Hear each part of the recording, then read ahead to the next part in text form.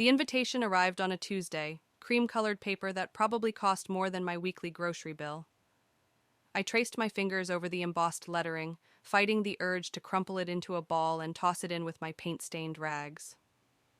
My name is Blair, and I hadn't stepped foot in my family's house for nearly a decade. Yet here I was, standing in my studio, staring at an invitation requesting my presence at an intimate family dinner this weekend. "You're not actually considering going, are you?" Deborah asked, peering over my shoulder. She'd been helping me prep canvases for my upcoming collection when the courier delivered the envelope. "I don't know," I said, but my fingers were already reaching for my phone. "It's been 10 years. 10 years since they told you art was a waste of time and cut you off," she reminded me, crossing her arms. "Now that you're successful, suddenly they want to play happy family?"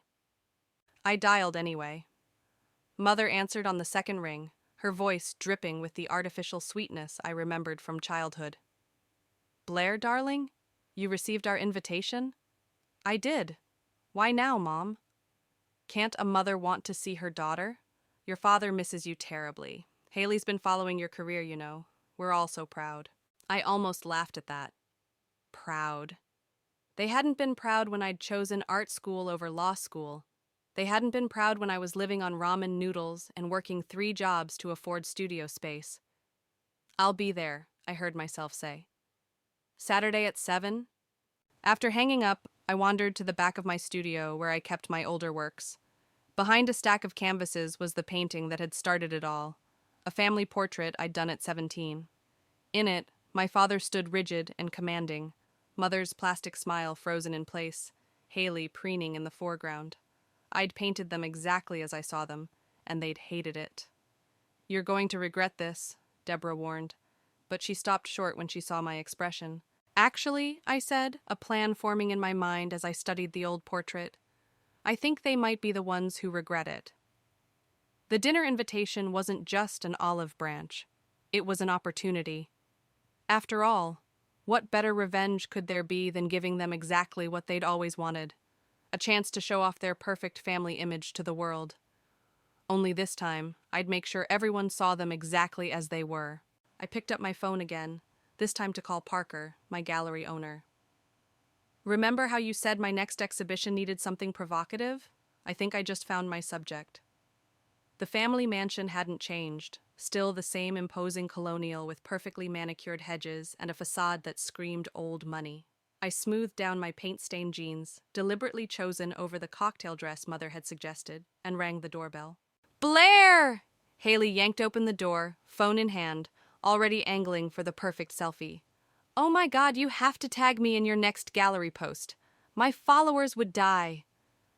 I stepped past her into the foyer, where the familiar scent of Mother's expensive perfume mixed with furniture polish. Family photos lined the walls, carefully curated moments that told the story they wanted the world to see. "There's my girl," Father emerged from his study, martini in hand. "Finally decided to come home, have you?" "Simon, don't start," Mother appeared, clicking across the marble floor in her Louboutins.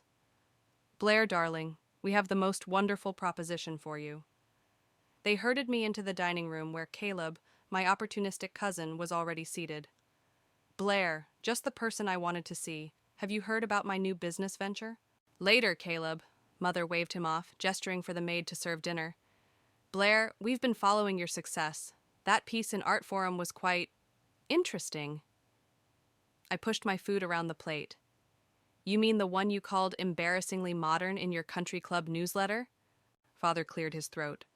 "Water under the bridge, we've been thinking, your upcoming exhibition. What if you were to paint our family portraits? Something classical, dignified. The Price family captured by the rising star of the art world." "Rising star?" I couldn't help but laugh. 10 years ago you called me a disappointment." "People change, dear." Mother reached across the table, her diamonds catching the light. "We've grown, and your unique perspective could be valuable to us now." "Imagine the press," Haley chimed in, barely looking up from her phone. "I could do a whole social media campaign around it." I stood up, walking to the window. Below, the garden where I used to hide and sketch was now a perfectly symmetrical landscape of roses and topiaries. Everything in its proper place, just like they'd always wanted. "I'll do it," I said finally, turning back to face them. One portrait each, but I paint what I see, not what you want me to see. Wonderful! Mother clapped her hands, missing or ignoring the warning in my words. We'll start next week. I have the perfect spot picked out in the conservatory. As they discussed scheduling and poses, I slipped away to my old room. In the back of the closet, behind a loose panel, I found my teenage sketchbook. The pages were filled with the truth I'd seen even then, the cracks beneath their perfect veneer. This time, I'd make sure everyone else saw it too. Father sat rigidly in his leather office chair, jaw clenched, trying not to fidget as I sketched preliminary studies. Behind him, the wall of achievements, diplomas, awards, newspaper clippings, loomed like silent judges. "Must you take so long?" he snapped, checking his Rolex for the third time in 10 minutes. "I have a board meeting at 4. "Art takes time," I replied, mixing colors on my palette. "Unless you'd prefer I rush and make you look like a cartoon?" His phone buzzed. The color drained from his face as he read the message. "Damn it!" He slammed his fist on the desk, forgetting I was there. "Everything okay?" "Fine." He straightened his tie. "Just some temporary business setbacks. Nothing for you to concern yourself with." I added another layer of shadow beneath his eyes, capturing the worry lines he tried so hard to hide. "Like the kind of setbacks that make you sell off your vacation properties?" He froze. "How did you—" "I read the real estate listings, Dad. 3 houses in the past month, all sold below market value. Seems pretty desperate." "You don't understand business," he growled, but his hands were shaking. "Sometimes sacrifices must be made for the greater good." "Like sacrificing your daughter's dreams?" The silence stretched between us like a rubber band about to snap. Finally, he slumped in his chair, suddenly looking older than his years. "The market crashed," he admitted quietly. "We've been hemorrhaging money for months. Your mother doesn't know. Nobody knows. This exhibition, we need it to restore confidence in the family name. Our reputation is all we have left." I kept painting, adding subtle touches. The slight tremor in his hands, the sweat beading at his temple, the desperate gleam in his eyes. "So, that's why you suddenly decided to support my art career." "Blair, please. We're still your family." "Family?" I stepped back from the canvas. Family doesn't disown their daughter for following her passion. Family doesn't show up 10 years later just because they need something. His phone buzzed again. This time I caught a glimpse of the message. "Final notice, payment overdue." "We're done for today," I said, cleaning my brushes. "I've got what I need." As I packed up my supplies, I noticed something poking out from behind his desk, a familiar-looking document. I waited until he stepped out to take a call, then quickly snapped a photo. Later that night, studying the image, my hands started shaking.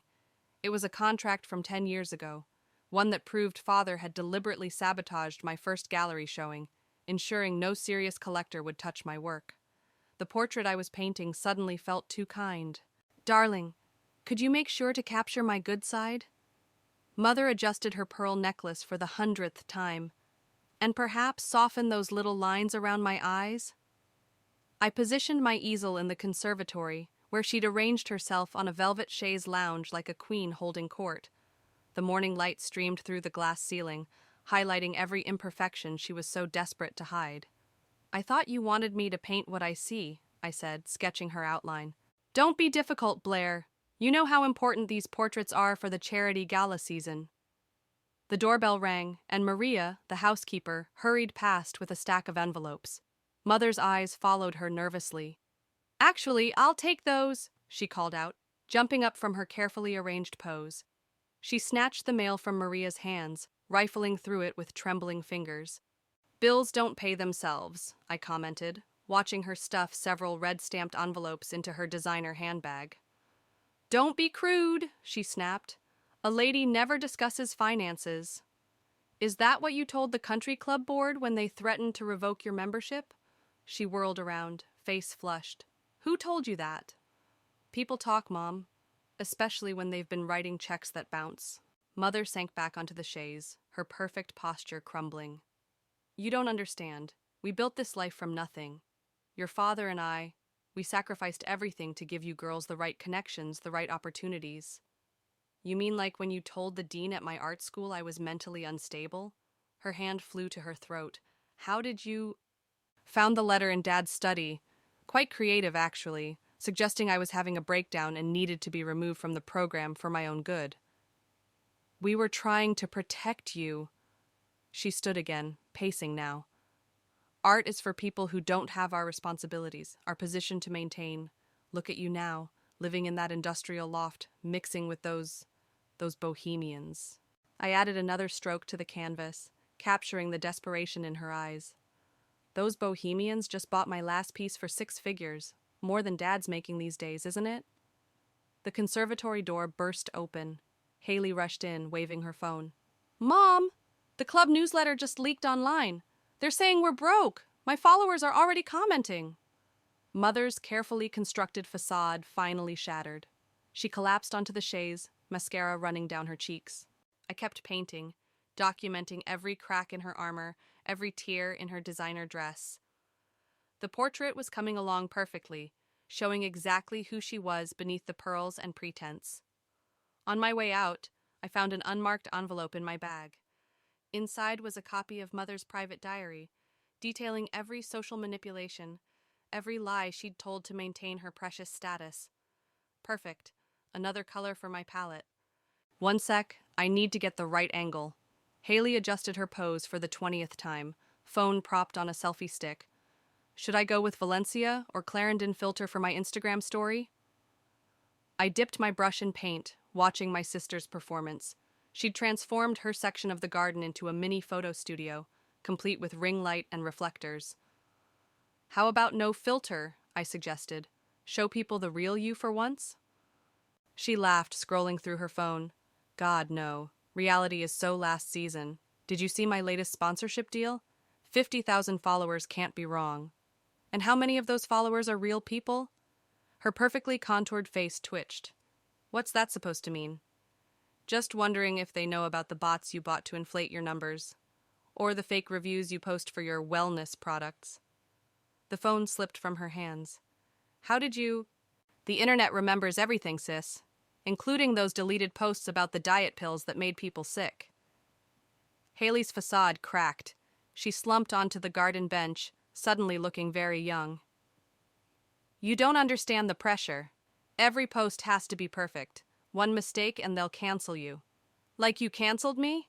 All those nasty comments on my first exhibition posts. Thought I wouldn't recognize your fake accounts? Mom made me do it, she burst out, then covered her mouth. She said we had to protect the family image, that your art would embarrass us. I mixed another color, a sickly shade of yellow for the undertones of her skin. And now? Now everything's falling apart anyway. She picked up her phone again, but this time to show me her direct messages. Look, brands are already pulling their sponsorships. They know about Dad's financial troubles. My whole influencer career is dying. Isn't that what you were afraid of? Being seen as anything less than perfect? Please, she grabbed my arm, smearing paint. You have to make me look good in this portrait. It's all I have left. The garden door opened and Caleb strode in, his fake Rolex glinting. Ladies, Blair, we need to talk about the exhibition. I'm thinking we showcase my new startup alongside your portraits. Perfect synergy. Not now, Caleb, I said, but he was already launching into his pitch. Think bigger. We'll call it Innovation Meets Art. Your portraits hanging next to displays of my revolutionary blockchain platform. I added the final touches to Haley's sketch, her desperate eyes glued to the phone, the artificial glow of the ring light casting harsh shadows on her face.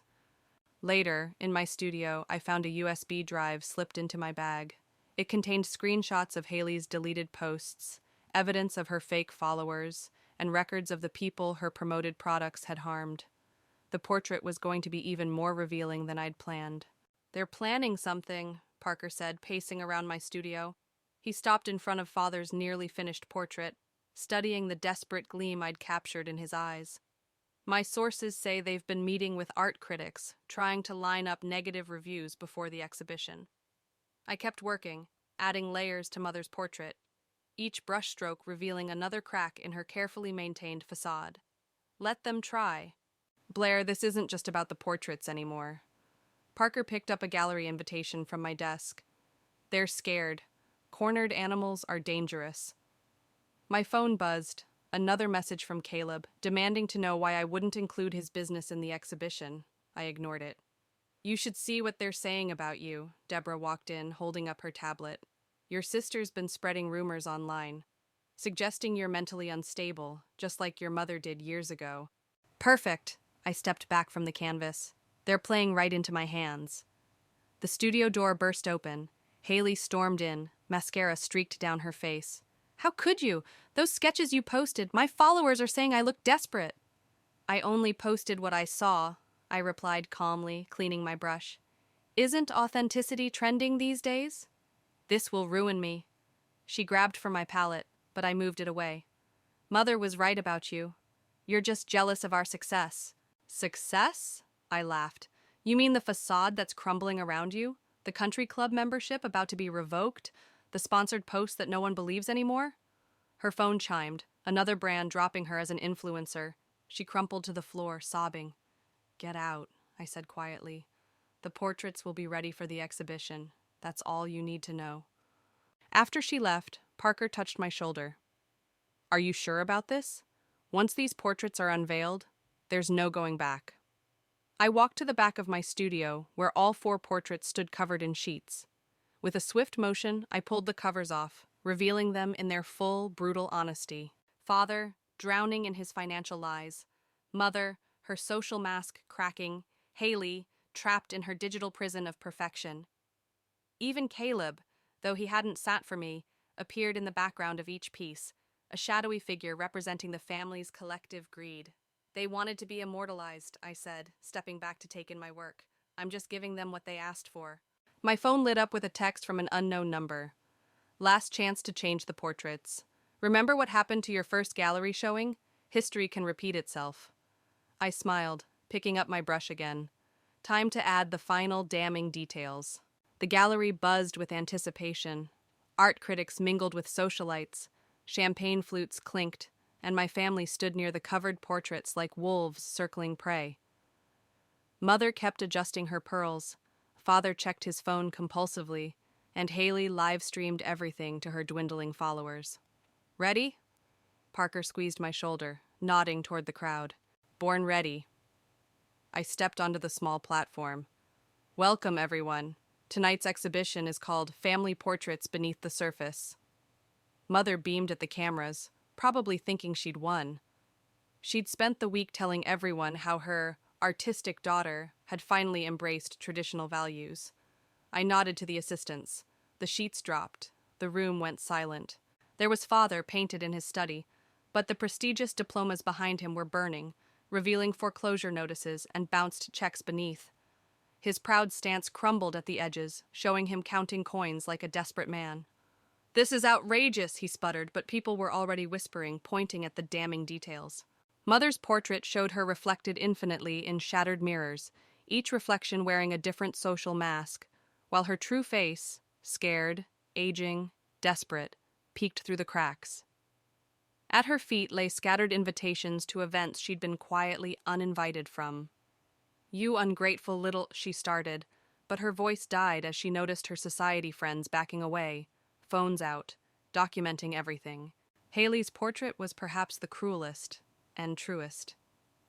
She stood in a prison of smartphones and ring lights, her body distorted by filters and edits, while a monitor in the background displayed her follower count, plummeting in real time.